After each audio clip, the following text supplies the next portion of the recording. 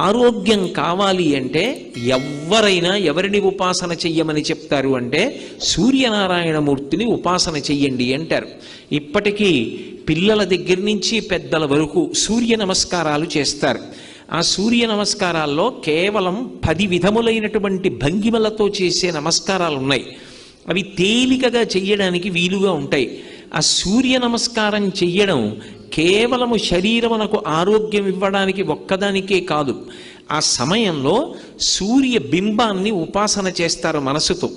ఆ ఉపాసన చేసిన కారణం చేత దృష్టి నిలబెట్టడం కూడా అలవాటు అవుతుంది. దృష్టిని కేంద్రీకరించడం, ఒక విషయాన్ని పరిశీలిస్తున్నప్పుడు, ఒక విషయాన్ని చదువుతున్నప్పుడు, ఒక విషయాన్ని వ్రాస్తున్నప్పుడు దృష్టిని దాని మీదే కేంద్రీకరించగలిగినటువంటి శక్తి దేని వలన ఉత్పన్నమవుతుంది అంటే కేవలముగా ఆ సూర్య నమస్కారముల యందు